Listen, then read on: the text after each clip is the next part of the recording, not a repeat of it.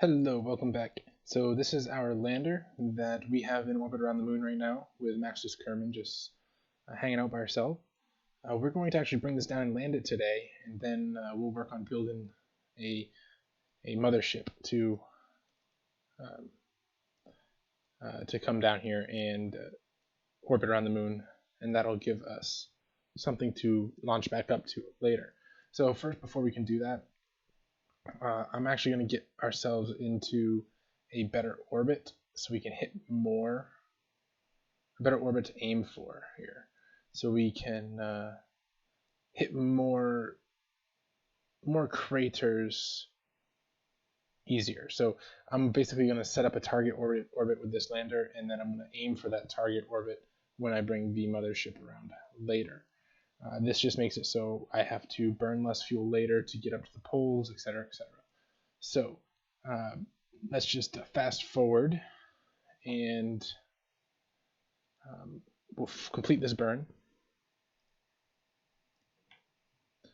Won't take too long here, and then we're going to come right down immediately into this crater. 43 seconds. So we're going to cut that in half. Warp here. Not a lot of delta V. It says I need 237. I have 900 left in this stage, which is good.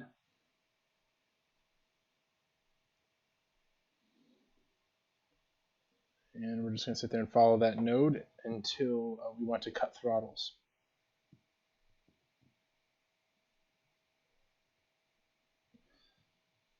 So ultimately the goal for this is to bring this mothership around and create a system where I can come up and go back down in different biomes around the moon. 29, 28, that's close enough.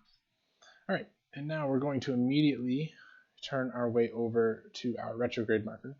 So yeah, this mothership is going to come in and we're going to link up with it, and it's going to create a system where we can hit many biomes with one ship.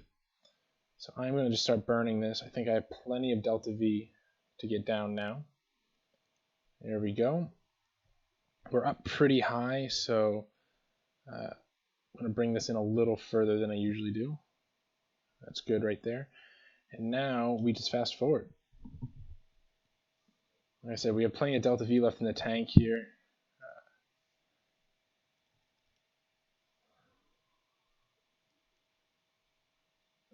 And full throttle. Plenty of delta V left in the tank to bring us to a near stall above the surface, and then we'll use what we have left, and we'll decouple and use our engines, our upper engines on the lander to bring us the rest of the way down. So you can see here the speed right here, we're slowly getting 0 meters per second reference to the surface, and I do want to land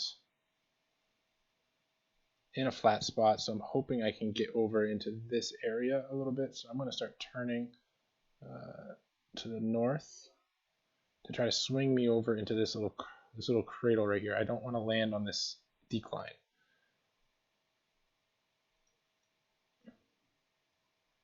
There we go, and we're shifting to the right ever so slightly. You know, we're pretty close. Only 1 kilometer up.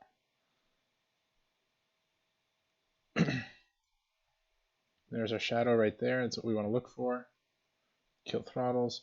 Still have 86 meters per second, so I'm just going to tilt this up, decouple, activate these engines, put my gear down, ready to land.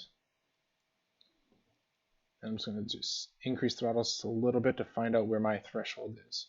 Find out where my velocity to the ground starts decreasing. Those are going to explode out of the way. And I kind of use those as a gauge to see just how close I am. And there they are. There's the ground. I'm at full throttle, slowing down, good. I'm okay going at about 1 meter per second down right now. Still 48 meters up, so there we go. Not bad. My lateral velocity has decreased.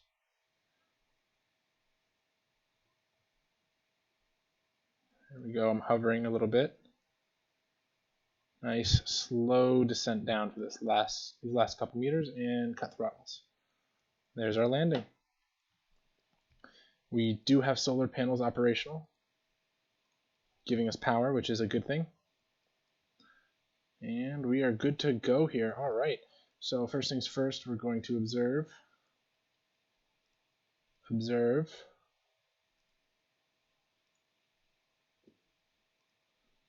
And where did I put? There they are. Log pressure, log temperature. We're going to do a crew report, which I should have enough battery power, which I do, to transmit that. And I can take care of that. I'm going to EVA. I'm going to do an EVA report. Take a surface sample, board back in, and there we have just about maxed out our availables, or the science available here. And as I said, we're in this crater, and the orbit that we, oh well, I guess I can't aim for that orbit anymore. I am gonna have to take off and get to an orbit with this before the mothership comes in, because I'm gonna have to aim for it, and it'll be good to know what this ship is capable of getting to. Currently, I have about 1,800 meters per second. We had to slow down about, about 600 meters per second, I believe, to get out of orbit, and that's not including the slowdown. So we should have plenty of delta V there. But we'll find out. We will. I'm going to take off and try to get back into that angular orbit again, and give a good target. Now, what's interesting about the moon here is that as it goes around, the orbit stays the same in reference to Kerbin. So let's say that I have a polar orbit going around the moon like this, north to south, directly north to south. As the moon orbits, this orbit is going to stay orientated the same way relative to the Earth and the moon, or a Kerbin and the moon. So even when the moon is over here, now the orbit will still be pointing in this direction. So your orbit almost rotates. When you start to go into a polar orbit, it rotates as you orbit around. So even though the moon is tidally locked, if I let the month go by, that orbit will shift out of line with these. So basically my goal is to launch these missions as soon as possible, and then I will launch this guy up and get into my orbit, and we will meet them all at the same time and try to do everything all at once as fast as possible, because one orbit around the moon is much faster than one day here.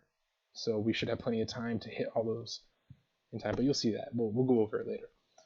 But as of now, that's it for today, guys, and next time we're probably going to work on building that mothership, and then we will start sending the mothership over to the moon. Yep. And so we're just sitting here flying around on the moon. Man, it would be awesome to be able to do this. Anyway, thanks for watching, and we'll see you in the next one.